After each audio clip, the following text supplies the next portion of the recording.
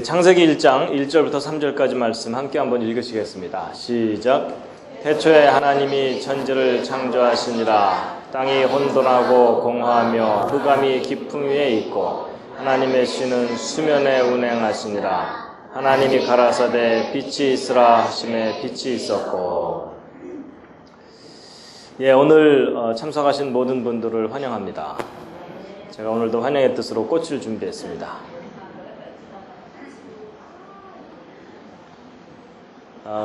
그 꽃 이름이 카니발이라고 합니다. 그런 이름이고요. 이제 지난 시간에 그 기적과 영혼에 대해서 말씀드렸고요. 이번 시간에는 인류와 인종의 기원에 대해서 말씀을 드리겠습니다. 여러분, 학교에서는 원숭이가 진화돼서 사람이 됐다 이렇게 가르칩니다. 근데 성경을 보면 하나님께서 이 세상을 창조하셨고 사람도 하나님께서 흙으로 만드셨다 이렇게 되어 있는데, 과연 둘 중에 무엇을 믿어야 되는지, 이제 그 증거가 무엇인지에 대해서 함께 볼 텐데요. 창세기 1장 26절 27절 말씀인데요. 함께 한번 읽으시겠습니다. 시작. 하나님이 가라사대 우리의 형상을 따라 우리의 모양대로 우리가 사람을 만들고 그로 바다의 고기와 공중의 새와 육축과 온 땅과 땅에 기는 모든 것을 다스리게 하자 하시고, 하나님이 자기 형상 곧 하나님의 형상대로 사람을 창조하시되 남자와 여자를 창조하시고.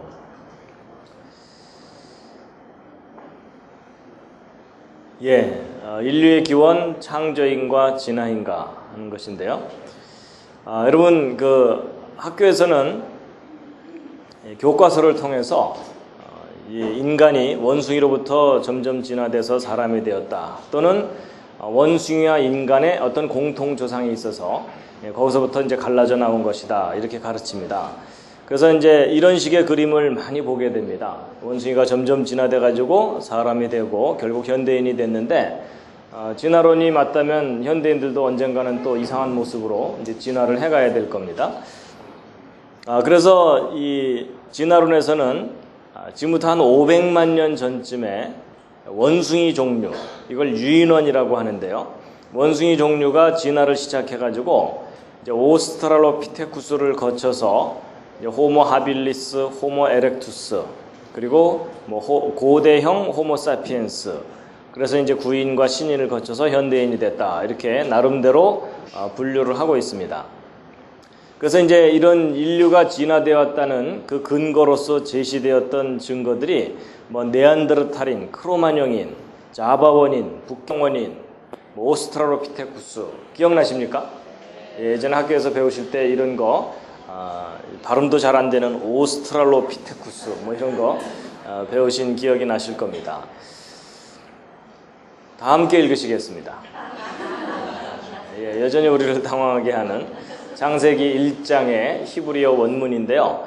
근데 성경 기록대로라면 태초에 하나님이 천지를 창조하셨고 하나님께서 사람을 동물들과 구별해서 오히려 그 동물들을 다스리는 존재로 구별해서 만드셨다라고 기록되어 있습니다. 그래서 창세기 1장 28절 함께 한번 읽으시겠습니다. 시작. 하나님이 그들에게 복을 주시며 그들에게 이르시되 생육하고 번성하여 땅에 충만하라. 땅을 정복하라. 바다의 고기와 공중의 새와 땅에 움직이는 모든 생물을 다스리라 하시니라. 여러분, 과연 하나님이 창조하신 것인지 아니면 진화된 것이 맞는지 이제 함께 보실 텐데요. 여러분, 사람이요 어떤 것을 보고서 똑같은 것을 보고 나서도 서로 다른 해석을 할 수가 있습니다. 예를 들어 여기 이 사진을 보시면 둘이 많이 닮았다 이렇게 해석할 수도 있지만, 둘이 참 너무나 차이가 난다 이렇게 볼 수도 있죠. 또 반대로 둘이 재미있게 놀고 있다 이렇게 볼 수도 있지만, 얘가 좀 무서워서 도망가려고 그런다 이렇게 볼 수도 있잖아요. 그래서 여러분, 똑같은 장면을 보고 나서도 사람들마다 그것을 전혀 다르게 해석할 수가 있습니다. 어쨌든 인간이 원숭이로부터 진화되어 왔는지를 확인하려면 가장 중요한 자료가 뭐냐면 화석입니다. 화석은 과거에 살았던 사람들의 모습을 직접 확인할 수가 있기 때문에 화석이야말로 인류가 진화된 것인지 창조된 것인지를 구별할 수 있는 가장 중요한 증거 자료입니다. 그래서 이제 이 화석들을 보시게 될 텐데요. 이제 예전에 어른들이 학교에서 진화론 배울 때 이런 식의 그림을 많이 보셨을 겁니다. 오스트랄로피테쿠스부터 시작해서 자바 원인, 북경 원인이라고 하는 직립 원인을 거쳐서 네안데르탈인, 크로마뇽인으로 진화되어 왔다라는 겁니다. 여러분, 이 오스트랄로피테쿠스라는 말이 무슨 말이냐면 이 오스트랄로라는 말이 남쪽이다 이런 뜻이고 이 피테쿠스라는 말은 원숭이라는 뜻입니다. 그러니까 이 오스트랄로피테쿠스는 그냥 남쪽 원숭이 뭐 이렇게 생각하시면 됩니다. 그래서 이 오스트랄로피테쿠스 종류는 원숭이 종류입니다. 그리고 이 네안데르탈인과 크로마뇽인은 현대인이라고 보시면 됩니다. 그러니까 사람이라고 보시면 된다는 겁니다. 여러분, 그 네안데르탈인과 크로마뇽인의 그 두개골, 이 머리뼈가 뭐 현대인보다 조금 크다, 작다 이렇게 표현을 하면 사람들은 이 네안데르탈인과 크로마뇽인은 현대인과 좀 다른 어떤 종류인가 보다 이렇게 생각하는데 그렇지가 않습니다. 여러분, 네안데르탈인의 두개골이 현대인보다 좀 크다 이런 얘기는 현대인들의 평균보다 크다 이런 얘기지 현대인 중에 제일 큰 사람보다 더 크다 이런 얘기가 아닙니다. 여러분, 실례지만 옆에 있는 분 한번 살짝 또는 주변으로 한번 둘러보시면 사람마다 머리 크기가 다 다릅니다. 그럼 여러분, 지구상에 있는 어른 중에 가장 머리가 작은 사람과 가장 큰 사람을 비교를 해놓으면 상당히 큰 차이가 납니다. 그렇죠? 이제 그런 모든 사람들의 평균값이 있을 거 아니에요? 근데 그 평균값보다 좀 더 크다 뭐 이런 얘기입니다. 그래서 여러분, 네안데르탈과 크로마뇽인은 현대인과 구별되는 어떤 특별한 종류가 아니라는 겁니다. 이게 달리 얘기하면 이런 겁니다. 미국 뉴욕의 복잡한 사거리에 앉아서 하루 종일 지나가는 사람 머리통만 쳐다보면 그 사람들 중에는 크로마뇽인도 지나가고 네안데르탈인도 지나간다 이렇게 보시면 틀리지 않습니다. 그래서 소위 그 크로마뇽인, 네안데르탈인은 그냥 우리 현대인과 크게 다를 바가 없다 이렇게 보시면 됩니다. 근데 이제 문제는 이 원숭이와 사람을 연결시켜주는 증거라고 하는 이 자바 원인, 북경 원인인데 소위 그 직립 원인. 그러니까 여러분, 원숭이가 사람으로 이렇게 변해오려면 이렇게 점점점 이렇게 꼿꼿하게 서야 되잖아요. 근데 이제 꼿꼿하게 쓴 현대인의 바로 직전, 이런 걸 직립 원인이라고 합니다. 그래가지고 이 직립 원인이야말로 이게 정말 실제로 존재했다면 인류 진화에 대한 어떤 확실한 증거가 될 텐데 과연 이 연결고리가 확실한 것인지 이제 이걸 오늘 좀 확인시켜 드리려고 하는 겁니다. 근데 어쨌든 이제 고고학자들이 사람의 머리뼈를 발견하게 되면 진화론에 입각해가지고 도대체 이 존재가 얼마나 진화된 것인지를 구별을 하거든요.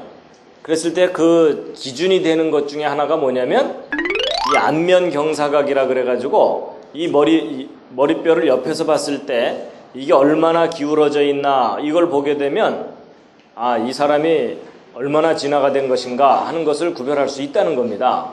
그래서 이렇게 좀 많이 기울어져 있으면 진화가 덜 됐고 이게 거의 수직에 가까우면 진화가 많이 된 것이다 이런 식으로 판단을 했었는데 자, 여러분, 그러면 우리 실험 정신을 발휘해서 옆에 앉은 분 옆모습을 잠시 한번 보시겠습니다. 가능한 한 편안한 자세로 앉아주시고 턱을 당기지 말아주시기 바랍니다. 자, 여러분, 옆에 앉은 사람이 어떻게 진화가 좀 많이 됐습니까? 혹시 박물관에 가야 되는 사람 없으십니까? 자, 이제 보세요. 여러분, 우리가 이렇게 학교에서 이런 식으로 자꾸 교육을 받다 보면 이 얼굴이 기울어진 정도가 무슨 진화의 중요한 증거인 것처럼 생각하게 되는데 여러분, 이 얼굴 기울어진 것은 진화의 무슨 객관적인 척도가 되지를 못합니다. 왜 그런지 실제 그 확인을 시켜드리면요. 여러분, 이 아래에 있는 이분 살아서 발견됐기에 망정이지 죽어서 머리뼈만 발견됐다면 이분 박물관으로 가야 됩니다. 그렇죠? 여러분 조금 전에 보여드렸던 오스트랄로피테쿠스보다 더 기울어져 있어요. 근데 여러분 이분이 뭐 수십만 년 전 인류의 조상이 아니고 오늘날 여러분과 저와 함께 살고 있는 현대인입니다. 그런데 머리가 이렇게 심하게 기울어져 있어요. 그리고 요 위에 있는 분도 만만치 않습니다. 상당히 기울어져 있고 이마는 더 기울어져 있죠? 그렇죠? 그런데 이분도 역시 현대인입니다. 그러니까 이분들이 살아서 발견됐기에 망정이지 죽어서 발견됐으면 막 인류의 조상 화석이 발견됐다 이러고 난리를 펴야 되는 그런 상황인 겁니다. 그래서 여러분 이런 예들을 실제로 볼 때 오늘날 현대인들의 머리뼈가 상당히 다양합니다.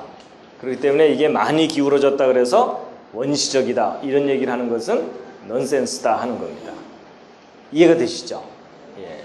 그래서 여러분 많이 기울어진 분들 실망하지 마시기 바랍니다. 정상입니다. 심지어 머리뼈가 이렇게까지 변형이 되는 경우도 있습니다. 여러분 이게요, 여러분 이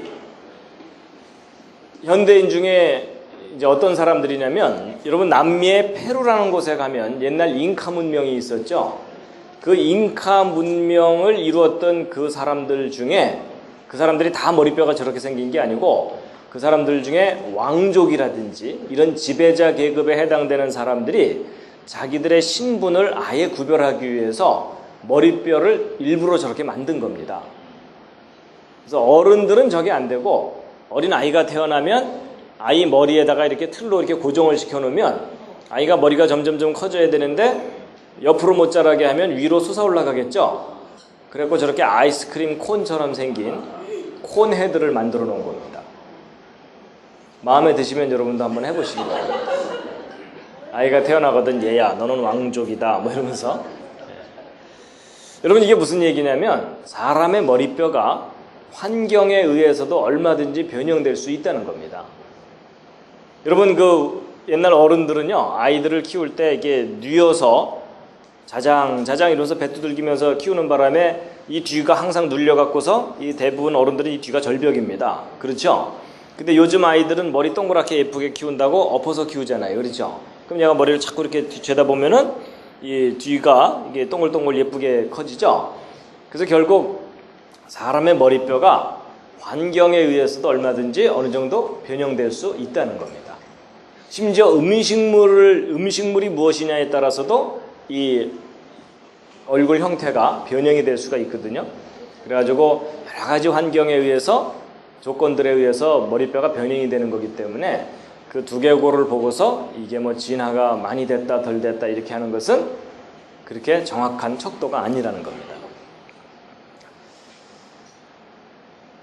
그 다음에 이제 그 머리뼈가 완벽하게 발견될 수도 있지만 턱뼈만 발견될 수도 있습니다. 그럼 이 턱뼈만 가지고서도 나름대로 이게 얼마나 진화가 됐는지 이런 걸 얘기하는 경우가 있거든요. 그래가지고 이 어금니가 배열된 모양을 보았을 때 이 어금니 고랑을 따라서 이렇게 선을 그어보면 이게 포물선 형태가 있는가 하면 이게 U자형으로 이렇게 돼 있거든요.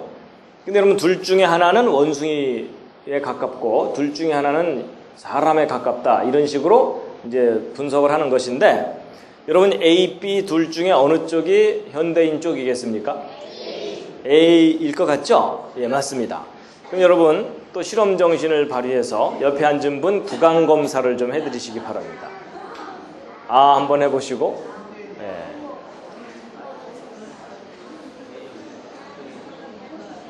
자, 하여튼 나중에 집에 가서 거울을 보시면서 스스로 한번 확인을 해보세요. 자, 보세요. 보통 턱뼈가 발견됐을 경우 이게 어금니 선이 평행하면 원숭이 쪽에 가깝고 이게 벌어져 있으면 현대인 쪽이다 라고 판단을 했었는데 이것도 역시 객관적인 기준이 아닙니다. 왜냐하면 여러분 이분은 치열 교정 전문 의사입니다. 이게 이빨이 고르게 자라지 않은 사람을 이제 교정해주는. 그래갖고 자기 환자들의 치아 본을 다 이렇게 떠났었는데 어느 날 그걸 쫙 배열을 해봤더니 많이 벌어진 사람으로부터 거의 평행한 사람까지 다양하게 존재하더라는 겁니다. 그래서 예를 들어 현대에는 다 많이 벌어져 있고 이 원숭이 쪽만 U자형이라면 이게 무슨 진화된 정도다 이렇게 좀 주장해 볼 수가 있는데 현대인이 그렇게 다양하게 있다는 겁니다. 그렇기 때문에 이것의 벌어진 정도를 가지고서 진화를 이야기하는 것도 정확한 어떤 기준이 될 수가 없다라는 것입니다. 그 다음에 이제 이 똑같은 두개골을 가지고 전혀 다른 상상도를 이렇게 그립니다. 그렇다는 얘기는 여러분이 그동안 교과서나 이런 책을 통해서 봤던 그 상상도들은 실제 모습이 아닙니다. 사람들이 나름대로 상상을 한 겁니다. 그래서 이런 모습들을 보면 와, 과거에 살았던 사람들은 무척 원시적인 모습이었구나 이렇게 생각하게 되는데 다 그냥 상상일 뿐입니다. 자, 그래서 이제 그동안 어떤 진화의 정도를 나타낸다고 알려져 왔던 기준들이 객관적인 기준일 수 없다는 것을 좀 확인시켜 드렸고요. 그 다음에 이제 중요한 것은 아까 말씀드린 대로 이 자바 원인이나 북경 원인 같은 인간도 아니고 원숭이도 아닌 어떤 중간쯤 되는 존재가 살았었다고 이제 사람들이 많이 알고 있지만 과연 그게 믿을 만한 근거를 가지고 주장한 것인지 함께 확인해 볼 텐데요. 먼저 이 자바 원인을 보시겠습니다. 여러분, 이 자바 원인은 1891년이니까 지금부터 한 100년 전쯤이죠. 100년 전쯤에 네덜란드의 의사인 유진 듀보아라는 사람이 인도네시아의 자바 섬이라는 곳에 가서 그곳에 어느 뼈들을 발견한 다음에 이곳에 인류의 조상인 직립원인이 살았었다라고 발표가 된 겁니다. 그래가지고 이제 도대체 그 자바 원인에 대해서 실제 발견된 증거 자료가 뭔지를 확인시켜 드릴 텐데요. 여러분, 이 오른쪽 아래에 있는 이런 그림, 자바 원인을 상상한 거거든요. 정말 원숭이에 가깝게 그려놨잖아요. 근데 과연 이렇게 완벽한 자바 원인을 발견한 것이 아니고요. 여러분, 사람의 몸에는 모두 206개의 뼈가 있다고 합니다. 심심하시면 한번 확인해 보시기 바랍니다. 근데 이 206개의 뼈 중에 도대체 몇 %나 발견을 하고 나서 자바 원인을 발표한 거냐면, 여러분 한번 생각해 보세요.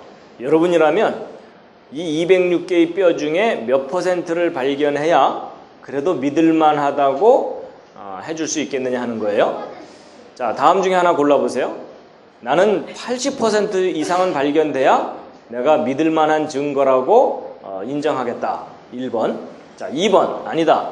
나는 절반만 발견돼도 50%만 발견됐어도 내가 그거 믿을 만하다고 인정해 주겠다. 그 다음에 3번. 나는 한 20%만 발견돼도 믿어줄 만하다고 인정하겠다. 자, 이 셋 중에 하나 골라보세요.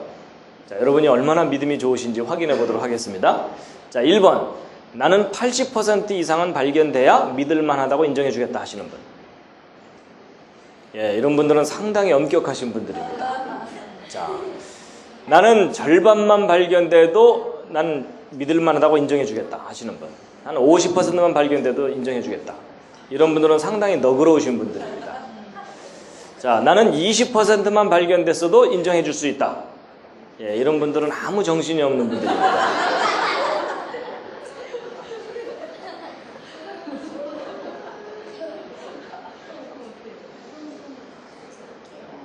여러분, 사실은 뭔가를 우리가 확실하게 믿으려면 그 증거가 뚜렷하고 분명해야 됩니다. 그렇죠?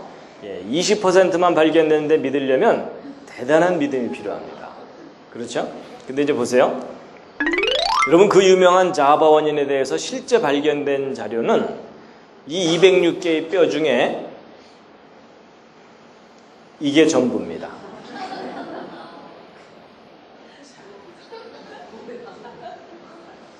이게 뭐냐면 머리대뼈 일부분하고 허벅지뼈, 그리고 이빨 몇 개, 끝. 이게 그 유명한 자바 원인에 대해서 발견된 실제 증거 자료 전부입니다. 이런 줄 모르셨죠? 그러니까 여러분, 이 많은 뼈 중에 이게 전부예요.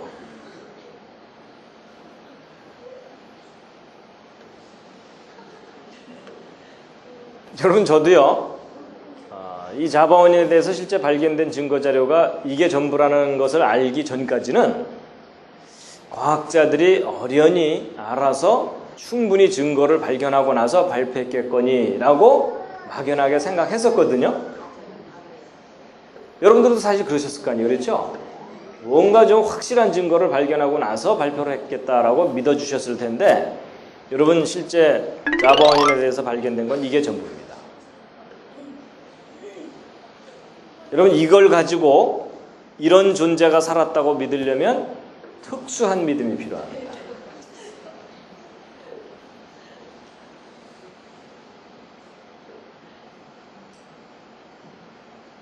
그래서 여러분 여기서 중요한 것은 과학자들이 실제 발견한 증거 자료가 뭔지를 여러분이 확인해 보셔야 된다는 겁니다.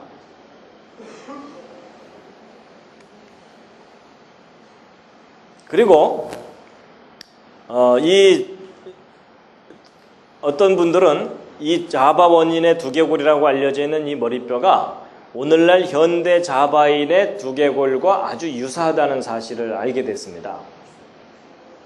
그렇다는 얘기는 자바 원주민의 두개골이라고 해도 틀리는 말이 아니라는 겁니다. 그러니까 무슨 직립원인이라는 무슨 특별한 존재가 지구상에 존재했던 것이 아니라는 거죠.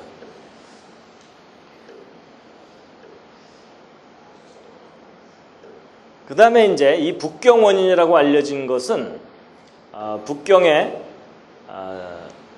주구점이라고 하는 어떤 곳에서 동굴에서 발견된 뼈들을 근거로 해서 발표한 것인데, 여러분 이 북경 원인에 대해서 발견된 이 뼈 자료들은 1940년대의 전쟁 중에 모두 분실돼 버렸습니다. 그러니까 지금은 그 자료가 남아있질 않습니다. 그래서 지금 자료가 남아있질 않기 때문에 이것이 더 이상 확실한 증거가 될 수가 없는데, 어쨌든 이것이 맨 처음 발견됐을 때 당시의 그 상황을 기록한 자료들에 의하면 동굴 생활을 하던 사람들의 흔적일 뿐입니다. 그래서 이런 부서진 뼈들, 머리뼈들과 함께 불된 자리, 그 다음에 뭐 수정, 원숭이 두개골 이런 것들이 그러니까 같이 발견됐거든요. 그래서 결국 그냥 동굴 생활하던 사람들의 머리뼈 파편일 텐데, 이제 그것을 나름대로 이제 분석을 해가지고 이곳에 직립원인이 살았었다 이렇게 발표를 한 것일 뿐이라는 겁니다. 그래서 이제 거기에 주구점에 가면은 이렇게 박물관을 만들어 놓고 과거에 50만 년 전쯤에 이런 인류의 조상이 되는 직립원인이 살았었다라고 이렇게 두상을 만들어 놨는데, 이것은 상상일 뿐입니다. 확실한 자료가 발견된 것이 아닙니다. 결국 인류 진화의 가장 중요한 고리라고 생각되는 소위 직립원인에 대해서 발견된 증거 자료들은 그렇게 확실한 완벽한 머리뼈가 발견된 거나 이런 것이 아니다라는 것을 이제 확인시켜 드렸고요. 그래서 그 인류 진화를 주장하는 학자들의 고민이 뭐냐면, 원숭이와 인간을 연결시켜주는 확실한 증거 자료가 발견되지 않고 있다는 겁니다. 그래서 이제 그 인류 진화에 대해서 너도나도 이제 발표를 하게 된 것도 이 1859년에 다윈의 종의교원이라는 책이 출간된 이후로 사람들에게 진화론이 널리 퍼지게 되니까 이제 너도나도 뼈 하나만 발견돼도 이게 혹시 인류 진화의 증거가 아닐까 이런 식으로 이제 해석을 하게 된 건데, 그동안 발견됐다고 하는 증거 자료들을 조사해 보면 대다수가 아주 부실한 자료들입니다. 그러니까 완벽하게 머리뼈가 발견된 경우는 현대인과 다를 바 없는 네안데르탈인, 크로마뇽인 이런 것들일 뿐이고, 원숭이와 인간을 연결시켜준다고 알려진 다른 자료들은 아주 부실한 뼈들이 대부분이라는 겁니다. 그래서 이제 똑같은 화석 자료를 두고 나서도 학자들마다 이게 사람의 뼈인지 원숭이의 뼈인지 의견이 서로 다릅니다. 근데 여러분 서로 의견이 다른 이유가 뭐냐면, 이게 원숭이와 인간의 중간쯤 되는 모습이어서가 아니고 그 뼈가 부서진 파편들이라서 분명하게 판단을 할 수 없기 때문에 서로 의견이 다른 겁니다. 그래서 이제 그동안 인류 진화에 대해서 발견된 증거 자료들을 학자들이 나름대로 이렇게 막 세밀하게 분류를 해놨습니다. 그래서 이제 호모 그룹, 여러분이 호모라는 말은 뭐 동성애자다 이런 뜻이 아닙니다. 그 호모라는 말이 이제 사람이라는 의미거든요. 그래서 이 호모 그룹에 해당되는 것과 그 다음에 오스트랄로피테쿠스, 아까 말씀드린 대로 원숭이 쪽 그룹, 그 다음에 오스트랄로피테쿠스보다는 조금 인간 쪽으로 가까이 있는 거다라고 생각되는 파란트로포스 그룹. 이렇게 해서 크게 세 그룹으로 나눠놨고, 요 밑에는 아르디피테쿠스는 좀 이따 보시겠지만 아주 부서진 뼈 파편들이라서 별 의미가 없습니다. 어쨌든 이 세 가지 그룹에 대해서 이제 그동안 발견됐다고 하는 뼈들을 이제 다 보실 수 있도록 확인을 해볼 텐데요. 먼저 이제 호모 그룹 중에 호모 사피엔스가 있습니다. 이 호모 사피엔스는 요게 이제 우리말로 번역하면 슬기인 이렇게 돼가지고 지혜를 가진 어떤 존재다 그런 뜻입니다. 그러니까 현대인이라고 보시면 됩니다. 그래서 그 크로마뇽인이 그 대표적인 예인데 뭐 3만 년 전쯤 지구상에 살았었다고 주장되는 그런 존재들인데 프랑스 지방에 가보면은 이 동굴 벽화까지 남겨놓을 정도로 현대인과 다를 바 없는, 여러분 이 벽화는 여러분들의 미술 실력의 평균보다는 높죠? 그렇죠? 그래서 현대인과 다를 바 없는 존재니까 크로마뇽인은 사실은 인류 진화에 아무 의미가 없습니다. 현대인일 뿐이고, 그 다음에 아까 이 자바인 발견된 곳에서 또 다른 지역에서 발견된 현대 자바인의 두개골입니다. 그래서 이 자바인 두개골도 뭐 오늘날의 사람과 똑같기 때문에 별 의미가 없고, 이스라엘에서 발견된 뼈도 진화론을 주장하는 사람들조차도 이게 그 현대인과 다를 바 없다라고 구분을 하기 때문에 이쪽 호모사피엔스는 뭐 진화론과 큰 상관이 없습니다. 그리고 이제 네안데르탈인인데요. 이 네안데르탈인은 뭐 이제 한 5만 년 전쯤 지구상에 살았었다고 주장되는 존재들인데, 이제 머리뼈들이 이렇게 발견됐는데 뭐 상태가 그렇게 완벽하지는 않습니다. 그렇죠? 근데 어쨌든 이런 뼈들을 근거로 해서 네안데르탈인의 어떤 그 상상도를 이렇게 이제 만들어 놨는데, 여러분 보시기에 어떻게 좀 상당히 원시적으로 보이십니까? 네, 그렇게 보실 수도 있지만, 여러분 옆집 아저씨 한 달 동안 수염 안 깎으면 이렇게 됩니다. 여러분 오늘날 지구상에 있는 모든 사람들을 다 이렇게 조사해 보면 이런 형태의 머리뼈를 가진 사람이 있을까요, 없을까요? 충분히 있다는 거 아시겠죠? 예, 그래서 네안데르탈인은 현대인과 크게 구별되지 않는 존재입니다. 그 다음에 이제 역시 이제 뭐 사람으로 분류되는 독일의 마우어인, 잠비아의 로디지아인, 이런 존재들도 뭐 사람 그룹에 속하는 뼈다라고 분류하기 때문에 어쨌든 이쪽은 큰 문제가 안 되고요. 좀 더 내려가 보면은요, 이제 뭐 100만 년이 넘어가는 그런 뼈들이 있잖아요. 100만 년이 넘어가는 아주 오래전 사람들의 뼈라고 생각되는 것을 보시면 전체적으로 특징이 뭐냐면 뼈의 상태가 완벽하지 않다는 겁니다. 많이 훼손됐죠. 그렇죠? 그리고 더 밑으로 내려가면 이제 파란토프로스 그룹으로 내려가면 더 많이 훼손된 모습이죠. 그러니까 여러분 이게 무슨 얘기냐면 원숭이와 인간의 중간쯤 되는 존재의 완벽한 뼈는 발견된 게 있어요, 없어요? 없죠. 바로 이제 그겁니다. 여러분 그 점이 중요합니다. 인류 진화에 관한 화석의 가장 중요한 요점이 뭐냐면 그 뼈가 완벽하게 발견된 경우는 원숭이 아니면 사람입니다. 여러분 완벽하게 발견된 뼈 중에 원숭이와 사람의 중간쯤 되는 뼈는 발견된 적이 없어요. 그래서 여러분 인류 진화를 주장하는 학자들은 완전한 뼈가 나오면 싫어합니다. 이게 무슨 말인지 이해가 되십니까? 왜냐하면 완벽한 뼈는 원숭이 아니면 사람이거든요. 그래서 여러분 인류 진화를 주장하는 학자들은 가능한 한 뼈가 부서져서 나와야 좋아합니다.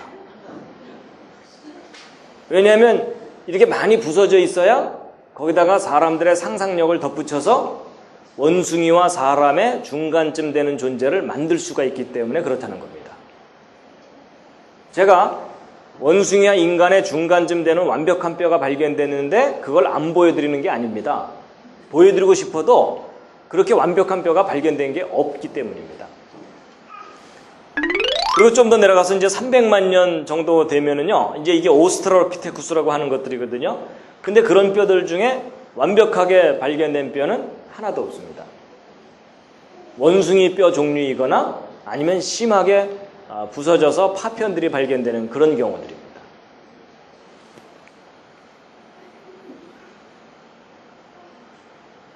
그 다음에 아까 말씀드렸던 거 아르디피테쿠스는 이게 전부입니다. 발견된 거가. 그런데 이 뼈에다가 이게 뭐 440만 년 됐다는 둥 유인원에 가까우며 직립했는지는 확실하게 알 수 없다. 이런 식으로 표현을 해놨거든요. 노력이 가상하죠. 뭔가를 억지로 설명하려는 바로 그런 겁니다. 그래서 지금까지 발견된 뼈들을 다 이렇게 조사해보면 이게 여러분 지금 보시는 이게 인간이 원숭이로부터 진화되어 왔다는 것에 대한 증거 자료 전부입니다. 더 이상 보여드리고 싶어도 보여드릴 게 없어요. 그러니까 여러분 얼마나 불확실한 자료를 가지고 인간이 원숭이로부터 진화되었다고 주장하는지 이제 그 실체를 아시겠죠? 그래서 결국 원숭이와 인간을 연결시켜주는 증거들은 아주 부실한 부서진 파편들을 가지고 억지로 원숭이에서부터 인간으로 진화되었다라고 주장하고 있다는 것을 이제 확인을 시켜드렸고요. 원숭이와 인간을 연결시켜줄 만한 확실한 증거는 지금까지 발견된 게 없습니다.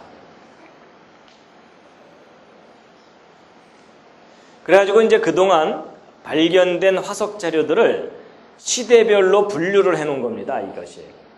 그래가지고 이제 진화론에 의하면 오스트랄로피테쿠스로부터 시작해서 직립원인을 거쳐서 고대인을 거쳐서 이제 현대인으로 진화되었다고 하거든요.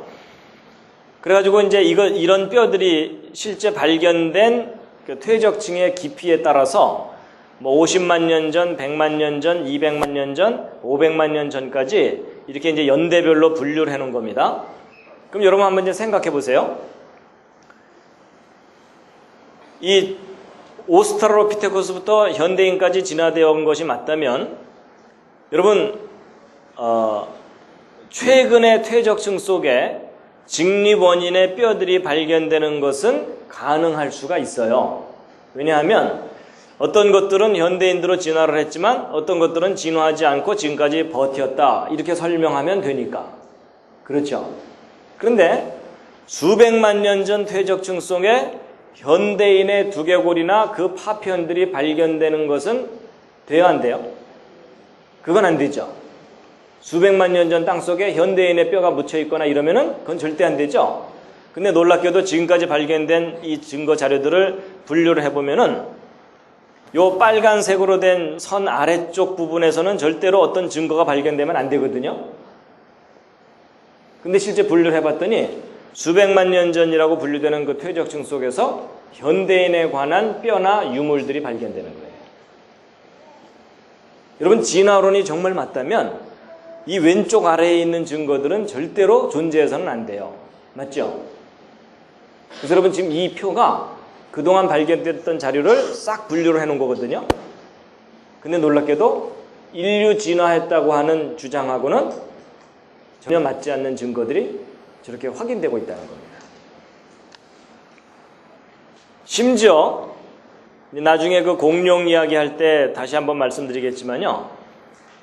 여러분 진화론에서는 고생대, 중생대, 신생대가 있었다고 하는데 이 중생대가 공룡 살았다는 시대거든요. 그래서 이 중생대는 지금부터 6,500만 년 전에 끝났고 지금부터 2억 3천만 년 전에 시작돼서 한 2억 년 정도 기간 동안 있었던 시대가 중생대인데 이 공룡 살았다고 하는 중생대 시대의 그 퇴적층 속에서 사람 뼈가 발견됐습니다. 이게 미국에서 발견된 뼈인데요. 여러분 진화론에 의하면 인간은 신생대 끄트머리쯤 지구상에 나타났다고 하거든요. 근데 놀랍게도 중생대 퇴적층 속에서 사람 뼈가 나온 거예요. 여러분 진화론을 주장하는 사람들 입장에서 볼 때는 충격적인 증거들이 자꾸 나오는 거예요. 그래서 이것은 이제 바로 그것인데요. 미국 유타주에 가면 공룡 화석이 잔뜩 발견된 곳이 있거든요. 그래서 여기 공룡 화석들을 잔뜩 해내고 나서 이쪽 경사면에 공룡 화석이 일부 남아있는 것을 사람들에게 보여주기 위해서 지붕을 씌워서 전시장을 만들어 놨습니다. 그래서 이 지역은 전형적인 중생대 퇴적층이에요. 근데 그 중생대 퇴적층에 속하는 또 다른 지역이거든요, 여기가. 근데 여기 잘 보시면 여기 사람이 하나 있죠? 이 사람이 있는 요 위치, 바로 여기인데, 요 자리에서 사람의 완벽한 뼈가 발견된 거예요. 여러분, 진화론이 맞다면 이런 증거는 절대로 발견되면 안 돼요. 그렇죠? 근데 실제로 이런 일들이 일어납니다. 그래서 10명의 완벽한 뼈가 공룡 살았다는 시대의 퇴적층 속에서 발견된 겁니다. 결국 이게 무슨 얘기냐면, 여러분, 고생대, 중생대, 신생대라는 이런 시대는 진화론이 만들어낸 허구적인 시대지 실제로 역사 속에 존재했던 시대가 아닙니다. 그래서 결국 인간과 원숭이는 그걸 연결시켜주는 증거가 있다고요, 없다고요? 없습니다. 그냥 원숭이 따로, 사람 따로입니다. 그래서 인류 진화에 대한 확실한 증거 자료가 없다라는 것을 확인시켜드렸고요. 그 다음 할 얘기는요, 그 인종 이야기입니다. 여러분, 그 지구상에 다양한 인종이 있잖아요. 흑인종, 백인종, 황인종, 이게 크게 이렇게 세 인종이 있다고 사람들이 상식적으로 이렇게 생각하고 있는데, 과연 그 인종 문제를 어떻게 이해할 것인가 하는 거예요. 무슨 얘기냐면, 여러분, 성경이 맞다면 지금 지구상에 살고 있는 모든 인종은 아담의 후손입니다. 그럼 아담이라는 한 사람으로부터 흑인종, 백인종, 황인종이 나올 수 있어야 되잖아요. 근데 어떻게 그게 가능하겠느냐 하는 거예요. 근데 이제 기독교인들도 그 원리를 잘 모르기 때문에 이상한 신화를 가지고 있습니다. 그게 뭐냐면, 하나님께서 흙으로 사람을 만드신 다음에 마지막 단계에서 구워야 되는데 너무 많이 구워서 까맣고 덜 구워서 하얗고 가장 잘 익은 게 황인종이다, 이런 얘기는 황인종들이 지어낸 말입니다. 그게 아니고 여러분이 인종 문제는 유전의 법칙 이런 걸 알면 쉽게 이해할 수가 있고, 같은 조상으로부터 흑인종, 백인종, 황인종이 나올 수가 있습니다. 그래서 이제 오늘 그걸 설명드리려고 하는 건데요. 여러분, 피부색이 이렇게 차이가 나요. 여러분, 그 흑인들 중에도 구두약을 칠해놓은 것처럼 까만 그런 흑인 보신 적 있으세요? 그래서 흑인도 종류가 다양합니다. 그냥 완전히 새카만 사람이 있어갖고, 그런 사람들은 밤에 이렇게 다니면은요, 안 보여요. 근데 이제 웃을 때 이빨만 동동동 떠서 다닙니다. 그렇죠? 예, 그래가지고, 인종 문제. 여러분, 지금 지구상에 살고 있는 모든 사람들은 아담의 후손이기도 하지만, 이 대홍수 때 모두 다 멸망당하고, 그 노아의 가족 8명만 살아남았죠? 그러니까 결국 지금 지구상에 살고 있는 모든 사람들은 노아의 가족 8명의 후손이기 때문에, 이 노아의 가족 8명으로부터 어떻게 흑인, 백인, 황인종이 나올 수 있느냐, 이걸 이해해야 됩니다. 그렇죠? 여러분, 이제 우리가 크게 백인종, 흑인종, 황인종 이렇게 나누지만 그렇게 단순하게 인종이 분류되지는 않습니다. 좀 다양한데, 특히 이제 호주 사람들도 좀 특이하고요. 전 세계적으로 그 원주민들의 피부색의 분포를 보면 아무래도 아프리카나 호주 쪽이 좀 까맣고요. 그 다음에 이제 이 북유럽 쪽이 좀 하얗고 다양하게 이렇게 분포합니다. 여러분, 보통 우리가 인종을 분류할 때 피부색만 가지고 이야기를 하지만 좀 복합적입니다. 피부색뿐만 아니라 얼굴 면적, 그 다음에 코의 모양, 그리고 머리카락 형태, 이게 돼지 털인지 라면 머리인지 뭐 이런 것들을 가지고 이제 인종을 종합적으로 이렇게 판단해서 분류를 하게 되는데요. 어쨌든 우리는 기본적으로 흑인, 백인, 황인종이 어떻게 같은 조상에서 나올 수 있느냐, 이걸 먼저 이해해야 되기 때문에 설명을 드린다면요. 여러분, 이 시절 기억나십니까? 예, 여러분, 우리는 다 어머니 태로부터 이제 태어나게 되죠. 근데 부모로부터 우리가 무엇을 물려받고 태어났냐면 유전자라는 걸 물려받고 태어나게 됩니다. 그렇죠? 그래서 이 유전자 속에 어떤 메시지가 들어있느냐에 따라서 그 사람의 모습이 결정이 됩니다. 그래서 부모가 다 곱슬머리면 자식도 되게 곱슬머리가 나오는 것처럼 이렇게 이제 유전자를 통해서 그런 유전적인 특징들이 이제 후손들에게 물려지게 되는데요. 일단 우리 피부색을 결정하는 색소가 무슨 색소죠? 그게 멜라닌 색소입니다. 피부를 까맣게 하는 그 색소가. 근데 이 멜라닌 색소가 아주 뚜렷하게 나타나는 경우가 흑인이고 그렇지 못한 경우가 이제 백인인데, 여러분 백인들에게도 멜라닌 색소가 있을까요, 없을까요? 백인들에게도 멜라닌 색소가 있습니다. 여러분 우리 피부 조직 중에는 멜라닌 색소층이 있어요. 근데 이제 그게 아주 뚜렷하게 검게 나타나는 경우가 흑인이고 그게 이제 적게 표현되는 경우가 백인인 겁니다. 그랬을 때 여러분 우리의 유전 정보 중에는 우성이 있고 열성이 있는 거 아시죠? 그래서 예를 들어 눈이 좀 작은 사람이 우성이고 뭐 이런 거 있잖아요. 그래가지고 이 우성을 대문자로 표현하고 열성을 소문자로 표현하거든요, 영어로.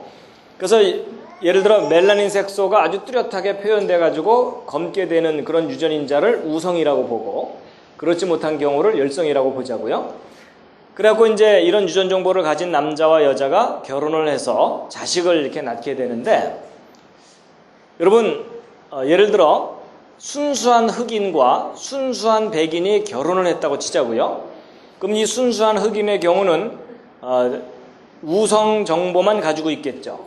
멜라닌 색소에 관한 한 우성 정보만 가지고 있을 거고, 백인의 경우는 열성 정보만 가지고 있다고 생각하면 이 두 사람이 결혼해서 자식을 낳게 되면 이제 생식 세포들이 결합이 돼 가지고 정자와 난자가 결합이 돼서 이제 아이가 태어나게 되는 건데, 여러분 이 생식 세포에는 이 몸에 있는 세포의 유전 정보 중에 이 앞에 둘 중에 하나가 들어가고 뒤에 있는 둘 중에 하나가 이렇게 들어가는 형태로 생식 세포가 만들어집니다. 그러면 이제 이 우성인 여자의 경우는 어쨌거나 우성 정보만 가진 난자가 만들어지겠죠. 그리고 백인의 경우는 열성 유전 정보를 가진 정자만 만들어질 겁니다. 그래갖고 이 순수한 흑인과 순수한 백인이 결혼을 해서 자식을 낳게 되면 그 아이는 피부색이 어떤 색깔이 나올까요? 옆에 앉은 분과 한번 상의해 보시기 바랍니다. 여러분 순수한 흑인과 순수한 백인이 결혼을 해서 자식을 낳으면 그 아이는 피부색이 무슨 색깔이 나올까요? 혹시 얼룩이가 나올까요? 아니면 점박이? 여러분 순수한 흑인과 순수한 백인이 결혼해서 자식을 낳으면요 중간색이 나옵니다. 중간색. 그러니까 완전히 우성만 있지도 않고 완전히 열성만 있지 않기 때문에 중간쯤의 색이 나오는데, 이걸 뭐라 그러냐면 혼혈 갈색이라고 하거든요. 그래서 영어로 뮬렛 브라운이라고 하는데 바로 이런 색깔의 사람이 나오게 돼 있어요. 그래서 혼혈 갈색이 나옵니다. 그래서 이제 이런 것들을 나타내는 이런 표를 퍼니 스퀘어라고 하는데, 그런데 이제 보세요. 이런 혼혈 갈색들끼리 결혼하면 어떻게 될까요? 자 보세요. 여러분 이 혼혈 여자가 만들어낼 수 있는 생식세포는 이 앞에서 하나 뒤에서 하나이기 때문에 우성들끼리만 들어가는 경우가 있고요, 열성들끼리만 들어가는 경우가 있고 우성과 열성이 합쳐지는 경우도 있겠죠. 그래서 다양한 종류의 난자를 만들어낼 수가 있고, 이쪽 혼혈 남자도 역시 똑같이 다양한 종류의 정자를 만들어낼 수가 있어요. 그래갖고 이 둘이 서로 결혼해서 자식들을 쫙 낳으면 그 자녀들은 어떤 색깔이 나오냐면 컬러풀해집니다. 그러니까 우성들끼리만 결합되는 경우는 까만 아이가 나오고요, 열성들끼리만 결합되는 경우는 하얀 아이가 나오는 거예요. 그리고 그 중간에 다양한 색깔들이 나오는 겁니다. 자 여러분 이 표가 우리에게 아주 중요한 걸 알려줍니다. 여러분 분명히 부모는 외형적으로 볼 때 피부색이 똑같죠. 그렇죠. 근데 자녀들은 다양한 색깔의 아이들이 나오죠. 그러니까 같은 부모로부터 다양한 인종이 나올 수 있다 없다? 나올 수 있다예요. 그리고 그렇게 다양한 인종이 나오는데 수만 년 세월이 걸린다? 아니에요. 단 일대만 해도 다양한 인종이 나올 수 있는 거죠. 그래서 여러분, 인종이 나눠지는 것은 이 유전의 법칙의 문제이지 반드시 뭐 오랜 세월 햇빛을 많이 받아야 인종이 바뀌는 게 아닙니다. 그렇죠? 그래서 여러분 같은 부모로부터 다양한 색깔의 자녀들이 나올 수 있다는 것의 실제 예를 확인시켜 드리면요. 여러분, 이거는 이제 이론이고, 보세요, 여기. 여러분, 요 왼쪽에 있는 이 남자와 이 오른쪽에 있는 이 여자는 그 부모들이 흑인 백인인 경우예요. 그러니까 이 왼쪽 남자도 흑인 백인의 혼혈이고 이 오른쪽 여자도 흑인 백인의 혼혈이에요. 그러니까 뮬레토 브라운과 같은 혼혈 갈색인 거예요. 근데 이 두 남녀가 결혼을 해가지고서 쌍둥이를 낳았는데 이란성 쌍둥이를 낳은 거예요. 근데 딱 낳고 나서 봤더니 까만 아이, 하얀 아이가 동시에 나온 거예요.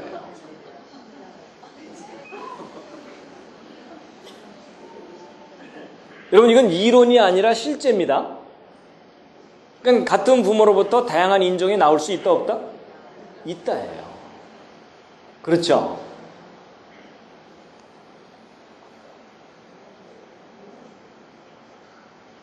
조금은 충격적인 장면이죠? 그건 그 부모가 어떤 상황이냐에 따라서 다양한 인종이 나올 수도 있고, 아니면 그냥 부모가 같은 인종이면 같은 인종의 후손으로 나오고 뭐 이러는 겁니다. 자, 그래가지고요, 이 두 사람이 이제 자식을 이렇게 다양하게 낳았는데 이 자녀들이 이제 지구는 넓고 할 일은 많다 이래가지고서 전 세계로 뿔뿔이 흩어졌다고 치자고요. 그래갖고 예를 들어 이 우성 정보를 가진 자녀들이 아프리카 쪽에 가가지고 거기서 그 후손들을 퍼뜨리게 되면 그 후손들은 무슨 집안이 되는 거예요? 구두약 집안이 되는 거예요. 그 다음에 열성 정보를 가진 자녀들끼리 유럽으로 올라가서 자손들을 퍼뜨리면 그 후손들은 어떻게 되겠어요? 백설기 집안이 되는 겁니다. 그 다음에 요 중간 색깔을 가진 자녀들끼리 서로 결혼하게 되면 중간색이 되겠죠. 그래서 갈색 종족이 되겠죠. 그리고 또 다른, 근데 이 갈색 종족이 황인종은 아니에요. 황인종은 좀 다르게 설명을 해야 되고요. 그 다음에 또 다른 갈색 종족이 생겨날 수도 있고, 또는 서로 다른 갈색 종족들끼리 만나면 뮬레토 브라운이 다시 나올 수도 있고. 바로 이게 유전의 법칙입니다. 자, 그래서 이제 기본적인 원리를 설명드린 거거든요. 그러면 이제 재밌는 퀴즈를 하나 풀어보세요. 그렇다면 인류의 조상인 아담은 어떤 인종이었을까요? 옆에 있는 분과 한번 상의를 해보시는데 흑인, 백인, 황인종 중에 어떤 인종이었을지 옆에 있는 분과 한번 상의해 보시기 바랍니다.